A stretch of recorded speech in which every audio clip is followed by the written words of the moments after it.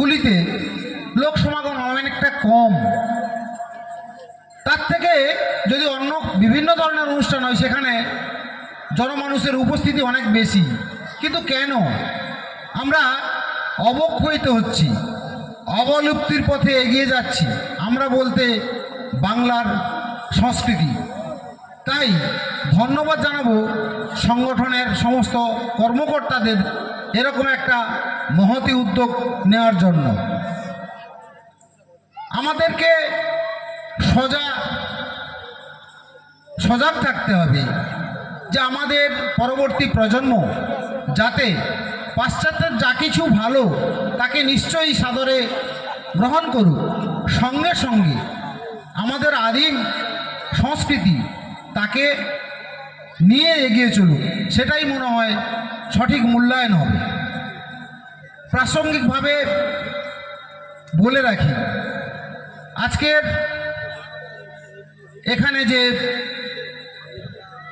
চারা গাছ দেওয়া হচ্ছে, এই চারা গাছ দেওয়ার একটা উদ্দেশ্য আছে। চারা গাছটা আমি দিয়েছি, এটা আমার বিজ্ঞাপন নয়, আমার একটা প্রয়াস, ক্ষুদ্র প্রচেষ্টা। আমি এই চারা গাছের মধ্য দিয়ে সমাজকে একটা বার্তা দিতে চাই। সেটা কি? এটা আমার প্রতীকী দান। আজকে 100 চারা গাছ দিয়েছি মানে প্রচুর বৃক্ষরোপণ হবে তা নয়।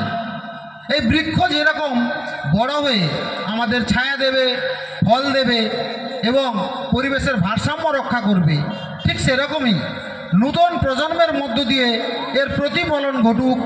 আজকের যারা ছাত্রছাত্রী তারা বড় হোক, তারা সমাজকে দিতে শিখুক, নেওয়ার সঙ্গে সঙ্গে দিতে শিখুক।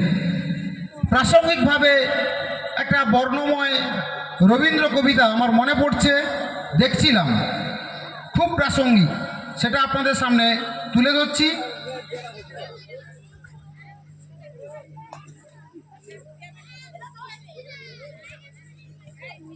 খুব প্রাসঙ্গিক একটা রবীন্দ্রময় কবিতা।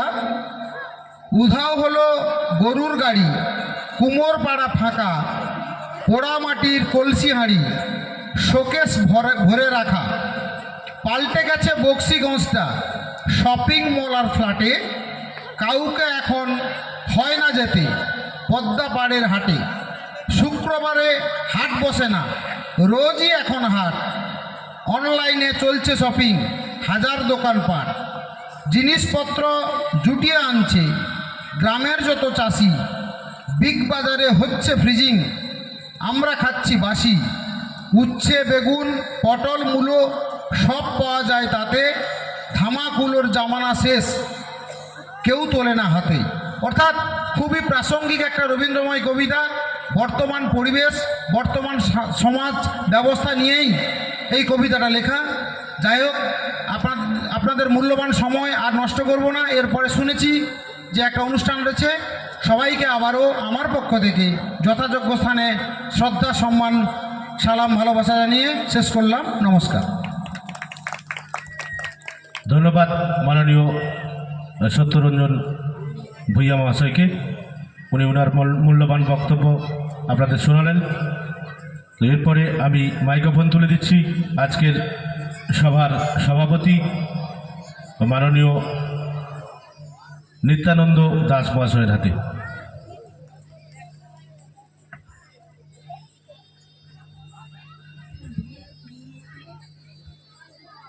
হ্যালো, এতক্ষণ ধরে আমরা বিশিষ্ট অতিথি বর্গের মূল্যবান বক্তব্য, তাদের সুচিন্তিত পরামর্শ,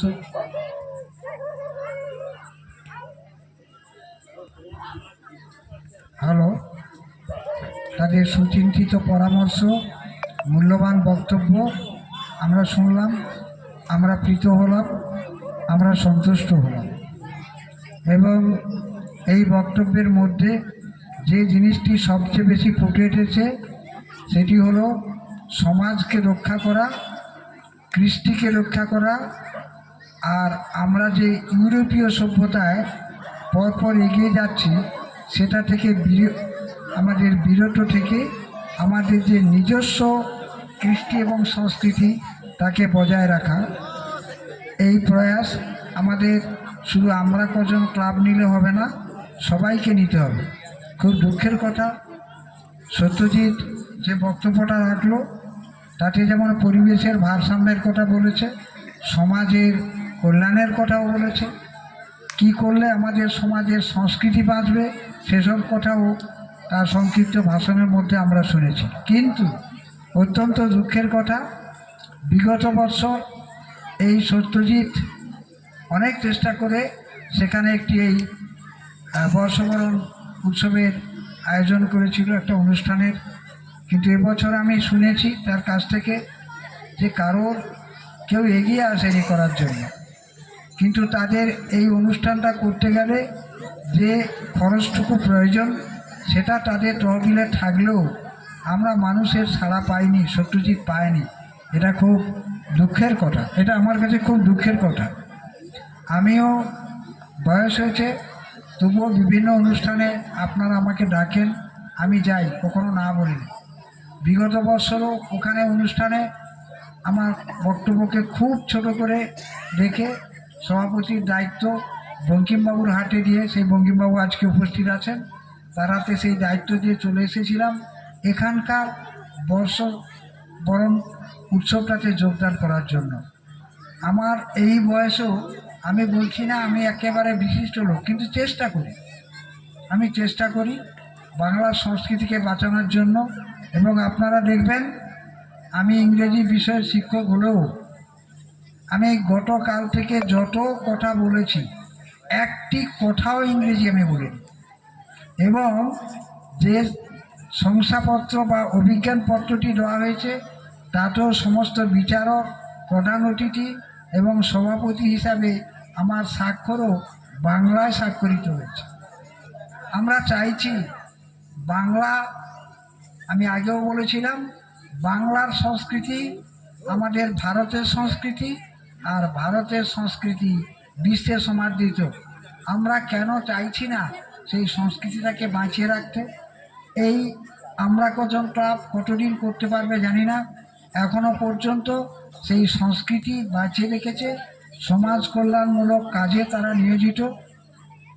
আমি চাইব, ঈশ্বরের কাছে কামনা করব, এবং যারা বিশিষ্ট অতিথিবর্গ এসেছেন এবং যে সকল গ্রামবাসী এখানে উপস্থিত আছেন, সবাই মিলে আসুন, আমরা এই নতুন বর্ষে আমাদের নতুন দিনের শপথ হোক, নতুন দিন আমাদের ভালো কাটুক, আমরা সমাজকে বাঁচাবো, আমরা দেশের সংস্কৃতিকে বাঁচাবো, বাংলাকে আবার জাগরিত করব, বিশ্বের দরবারে এই বাংলার সংস্কৃতিকে আমরা প্রতিষ্ঠিত করব।